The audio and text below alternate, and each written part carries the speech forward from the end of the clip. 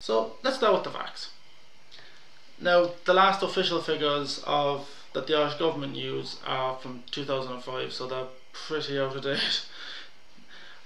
So according to that data, 29% of victims of severe domestic violence are men. How do those figures compare to international figures, David? Actually, the international figures show a higher victimisation rate for men. Quite a much higher domestic violence victimisation rate. They actually show parity or close to it. Men and women perpetrate domestic violence at comparable rates. That is the conclusion of the overwhelming majority of the international domestic violence research literature. And that is an extraordinary fact because it's never covered. We never hear about it. The public seems to be entirely unaware of the volume and depth and of this evidence, and yet the official narrative continues to remain unchallenged. Now, I think a big statistic that would kind of factor into that is the fact that only 5% of male victims of domestic violence will actually report the abuse that they suffer. So why do you think so few men report? Yeah, that's a very good question. There are various reasons put forward.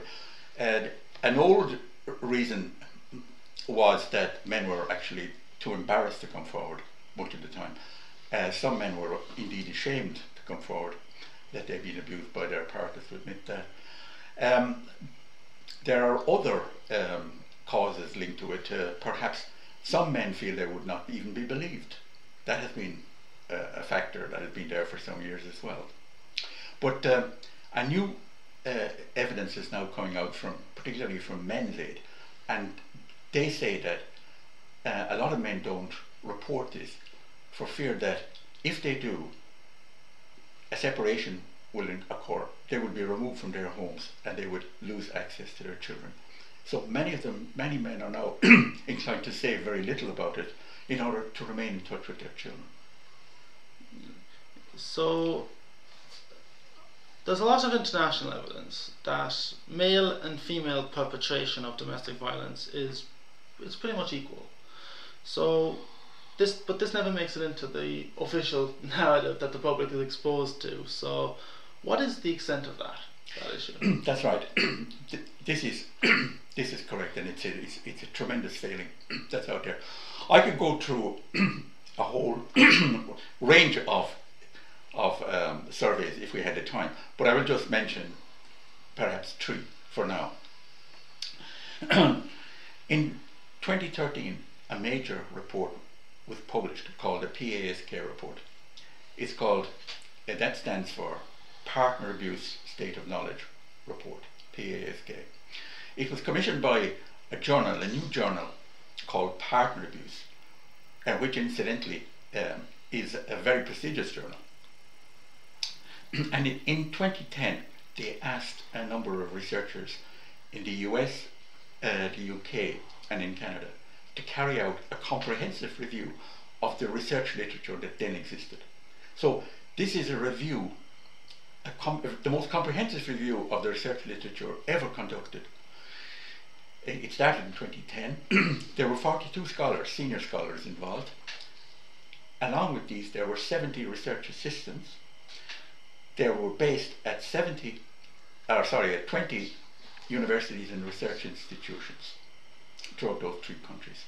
And they reported in 2013, it's a monumental report, as I say, and its findings, if I can summarize them shortly, are that except for sexual coercion, men and women perpetrate domestic violence across all the types, physical and non-physical, at comparable rates.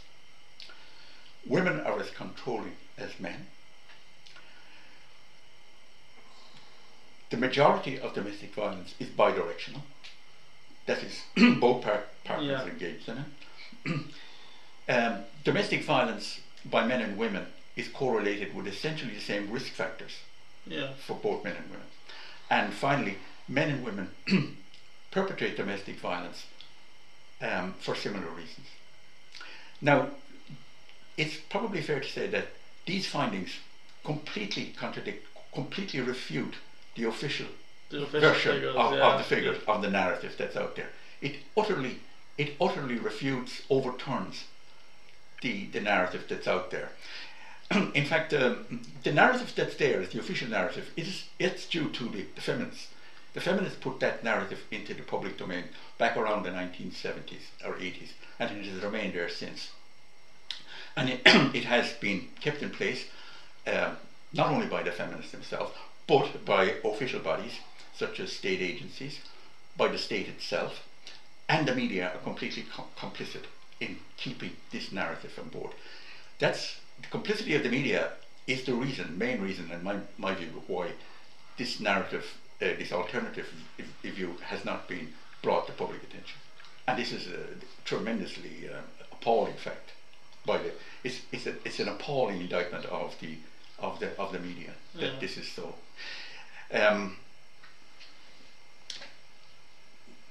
I could go on, if you want to, I can go on to another major report. The US state agency called the Center for Disease Control, that carries out a survey at regular intervals. It's called the NISVS survey, National Intimate Partner and Sexual Violence Survey. And it's a highly reliable survey. I want to just look at two two reports, one from 2010 and one from 2015, if I may. The report which came out in 2015 was startling because for the first time it found that men were more likely to be victims of physical abuse than women were. This was the first time apparently that this happened in their surveys. They found, and they asked the question, over the previous 12 months, what abuse did you suffer, how many times, and so on, of people. And they found that the victimization rate for men was 3.8%, and that for women was 2.9%. This is overall physical violence. So men were a good deal more likely to be victims. But in order to close off a loophole which is often exploited by feminists, they also looked at severe violence. And they asked the same question, but this time restricted to severe violence. That's punching and kicking and striking with a weapon. And they found that the rates were practically equal for men and women. It was 2% for men, 1.9% for women had been victims of severe violence in the previous 12 months. This was a most striking finding. Now, if I look at the 2010 report, that, amongst many other findings, it looked at the issue of coercive control. And their finding on coercive control over the previous 12 months was that female victims of coercive control, 10.7%, male victims, 15.2%. That's a massive difference. That's a 40% greater incidence among men than among women. That's an enormous difference. That's definitely not something like you'd kind of hear publicly on mainstream media. That's not something you will hear about on mainstream media. It's not publicized at all.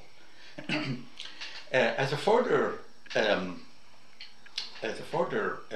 confirmation of what we're talking about, I mentioned that the PASC report excluded sexual violence, sexual coercion from its findings. Yeah. But the NISVS report from 2015, it looked at a lifetime prevalence of contact sexual violence, physical violence, and stalking. And it found for men there was a rate of 33.6%, and for women there was a rate of 36.4%. So it was pretty close. Pretty close. In other words, comparable rates for both men and women in victimization. That's the finding of the the of the NISVS report.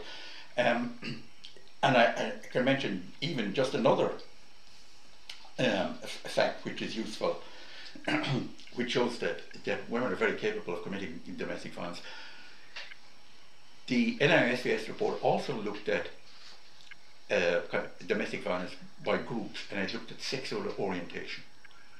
And it found that the highest rate of domestic violence by an intimate partner was found among lesbians. The overall lifetime rate for any kind of violence by lesbians was measured at 44%. That for for heterosexual men it was 35%, and for men 29%, and for women it was 35%. So again, there's confirmation right there that women are very very capable of violence as well, of committing violence, not only just physical violence, but also coercive control as well, and psychological violence. It's probably worth saying another word. I think you might have brought it up. The fact that the majority of domestic violence is actually bidirectional. Yeah. That's a very interesting fact. And that shows that domestic violence is much more complex than the official narrative would have us believe. Yeah. It means that the official narrative has a simplistic view that there's a perpetrator there, usually the male, and there's an innocent victim there, usually the female. But the reports coming out now are showing that the majority of domestic violence is bidirectional. Yeah. 58% was the figure given by one researcher. And this has major implications for policy, as you can well believe. Not only for policymakers, because it gives a different picture to policymakers, what they need to take into account here.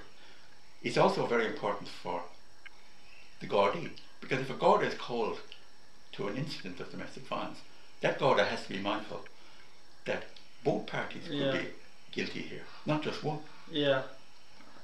For instance, for years and years in the US, under the so-called Duluth model of perpetration, the police almost overwhelmingly arrested the man. Irregardless of what the report was. Irregardless, yeah. So that's how important a change this is. It's also important for judges, for instance, because if a judge is adjudicating on a case in the courts, the judge has to also to bear in mind that it may not be just one partner. It may not even be the partner that is carrying the more scars. Yeah. It could be that both partners are seriously involved in it. By the way, another finding of the PASK report, which further strengthens what we've been saying, is that women are just as likely to initiate even physical violence as men are, which might surprise an awful lot of people.